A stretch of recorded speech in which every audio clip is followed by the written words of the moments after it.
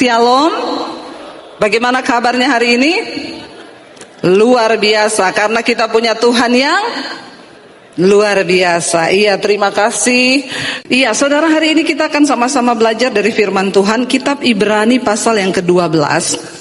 Kalau kita lihat di sana judulnya adalah tanggung jawab yang berat, ya. Kita baca dulu ayat 18 secara bergantian. Saya baca ayat 18, saudara, selanjutnya ya cuma sampai di ayat yang terakhir, yaitu ayat 29. Firman Tuhan berkata, tanggung jawab yang berat. Sebab kamu tidak datang kepada gunung yang dapat disentuh dan api yang menyala-nyala, kepada kekelaman, kegelapan dan angin badai. Ayat 19. Kepada bunyi sangkakala dan bunyi suara yang membuat mereka yang mendengarnya memohon supaya jangan lagi berbicara kepada mereka. Sebab mereka tidak tahan mendengar perintah ini. Bahkan jika binatang pun yang menyentuh gunung, ia harus dilempari dengan batu. Ayat 21. Dan sangat mengerikan pemandangan itu, sehingga Musa berkata, aku sangat ketakutan dan sangat gemetar. 22. Tetapi kamu sudah datang ke Bukit Sion, ke kota Allah yang hidup, Yerusalem surgawi, dan kepada beribu-ribu malaikat, suatu kumpulan yang meriah. 23.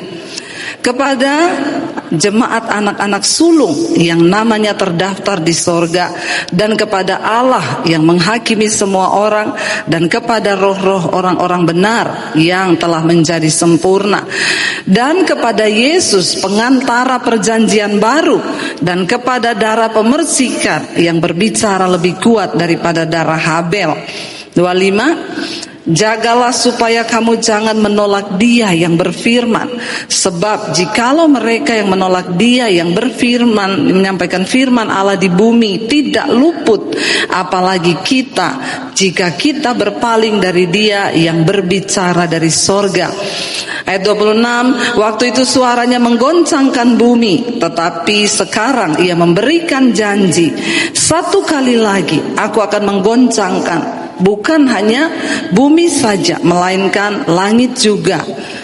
Ayat 27, ungkapan satu kali lagi menuju pada perubahan, pada apa yang dapat digoncangkan. Karena ia dijadikan supaya tinggal tetap apa yang tidak tergoncangkan. Baca sama-sama ayat 28 dan 29. Karena ya itu ya, jadi karena kita menerima kerajaan yang tidak tergoncang, marilah kita mengucap syukur dan beribadah kepada Allah menurut cara yang berkenan kepadanya dengan hormat dan takut. 29. Sebab Allah kita adalah api yang menghanguskan. Saudara, ayat ini dengan jelas berkata, kita ini tidak lagi datang kepada gunung yang dapat disentuh dan kepada api yang menyala, ya, kepada kekelaman, kegelapan, angin. Bahkan kita ini tidak datang kepada bunyi sangkakala dan bunyi suara yang membuat mereka yang mendengarnya memohon supaya jangan lagi berbicara kepada mereka. Sebab mereka tidak tahan mendengar perintah ini. Bahkan jika binatang pun yang menyentuh gunung, ia harus dilempari dengan batu. Dan sangat mengerikan pemandangan itu, sehingga Musa berkata, aku sangat ketakutan dan sangat gemetar. Gambaran tentang Allah di perjanjian lama adalah sosok yang begitu menakutkan. Ketika Dia hadir dalam kekudusan, tidak ada orang boleh mendekat. Bahkan semua yang tidak kudus mati disambar di hadapannya. Tetapi di zaman perjanjian baru, ketika Tuhan akhirnya memperbarui, Dia datang dalam rupa manusia, yaitu Yesus. Dia datang membawa kasih karunia. Hari ini kita beribadah, kita datang di dalam nama Yesus, bukan lagi kepada api yang menyala yang membuat orang Israel menjadi takut. Hari ini kita semua bisa melayani Tuhan. Tetapi ingat, bukan berarti karena Kristus datang membawa kasih karunia sehingga kita juga bebas hidup semau-maunya kita. Kalau kita membaca di sana dikatakan tanggung jawab yang berat.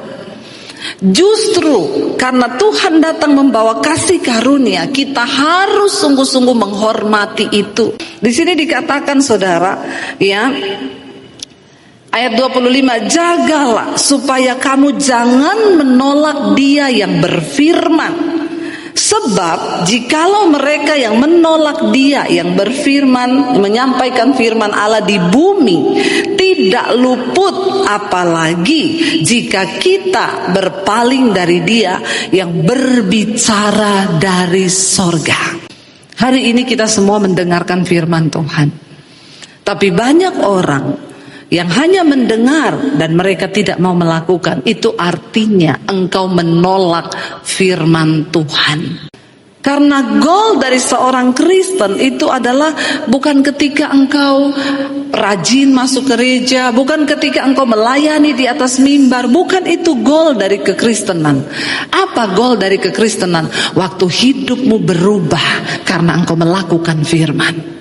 Kalau kita lihat Ibrani pasal yang ke-12 ayat yang pertama, firman Tuhan berkata begini di sana. Ibrani 12 ayat yang ke-1. Di sana firman Tuhan berkata demikian. Karena kita mempunyai banyak saksi, bagaikan awan yang mengelilingi kita, marilah kita menanggalkan semua beban dan dosa yang begitu merintangi kita, dan berlomba dengan tekun dalam perlombaan yang diwajibkan bagi kita. Kita semua ada di dalam gelanggang pertandingan, tetapi ada hal-hal yang akan menghalangi kita bertanding dengan tekun sampai pada garis akhir. Itu apa? Beban dan dosa. Waktu engkau mendengarkan firman, tangkap firman Tuhan. Karena goal dari kekristenan kita adalah ketika kita menjadi pelaku-pelaku firman, bukan hanya pendengar saja. Engkau mendengarkan firman, engkau pulang hidupmu berubah. Setan takut dengan kita. Kenapa? Karena ada perubahan. Dikatakan di sana, ya, jaga supaya kita ini jangan menolak Dia Tuhan yang sudah berfirman. Apalagi jika kita berpaling dari Allah yang berfirman, berbicara dari sorga bagi kita. Firman Tuhan berkata, orang yang hanya mendengarkan firman dan tidak melakukan, dia itu seumpama seorang yang mengamat-amati mukanya di depan kaca, lalu dia pergi dan dia lupa bagaimana wajahnya. Saudara, mari kita sadari bahwa ada banyak saksi di sekeliling kita hari-hari ini. Mari di waktu-waktu yang mendekat, di waktu-waktu di hari-hari Tuhan yang mendekat, kita ini semakin giat. Kita sudah melampaui masa-masa sulit di mana goncangan demi goncangan terjadi.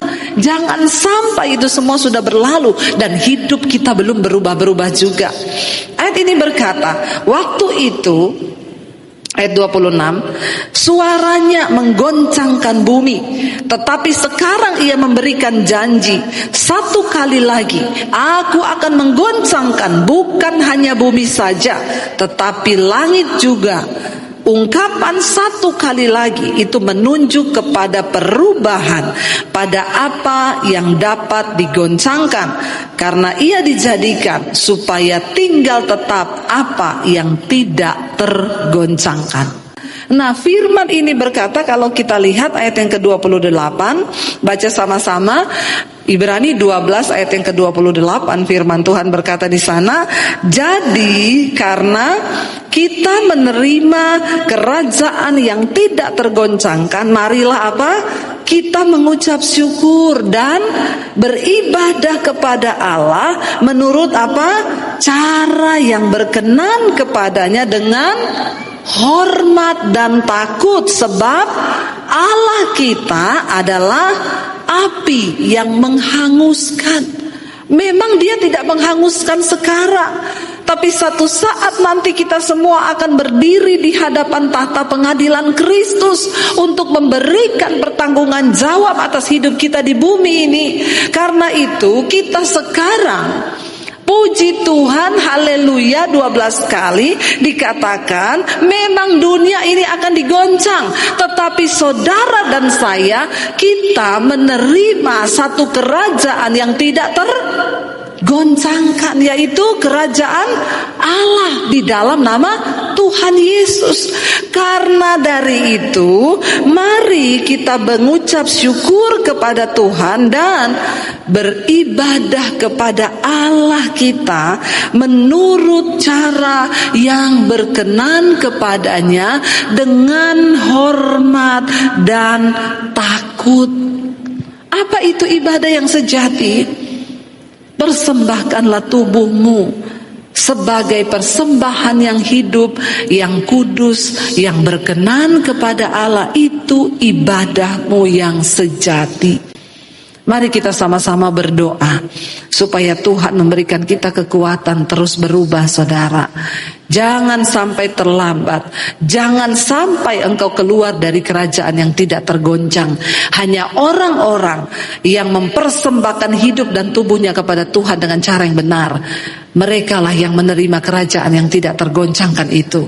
Keadaan ke depan semakin tidak menentu, tapi firman berjanji, kita orang-orang yang dikuduskan Tuhan, orang-orang yang rohnya disempurnakan, tadi dikatakan di atas, kita orang-orang yang telah dikumpulkan oleh Tuhan.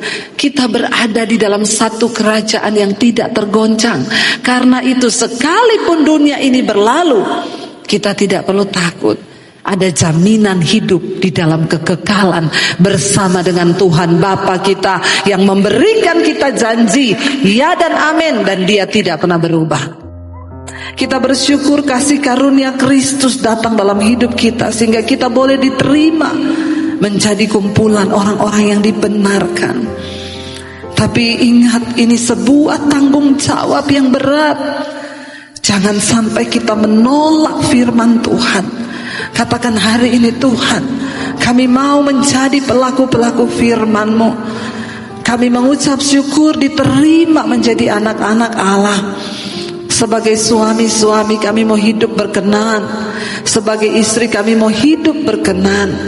Kami persembahkan tubuh kami, Tuhan, sebagai persembahan yang hidup, kudus dan berkenan kepada Bapa. Kalau ada di antara kami yang masih ada dalam dosa hari ini, datang kepada Tuhan, akui dosamu, saudara. Sebab Dia Tuhan yang menerima setiap kita yang mau datang mengaku dosa. Berbahagialah orang yang mengakui dosanya dan diampuni. Kasih karunia-Nya begitu besar bagi kita. Hari ini biar kita mau bilang, Tuhan, kami mau buang segala amarah, segala kebencian, kepahitan, kenajisan, percabulan, apapun yang tidak berkenan. Mari introspeksi diri di hadapan Tuhan, saudara. Dan biar nama Tuhan saja dipermuliakan lewat hidup kita. Dan hidup kita boleh menjadi kesaksian bagi nama Tuhan. Segala pujian, hormat, kemuliaan hanya bagi Engkau Bapa. Di dalam nama Yesus. Yang diberkati firman Tuhan, katakan bersama.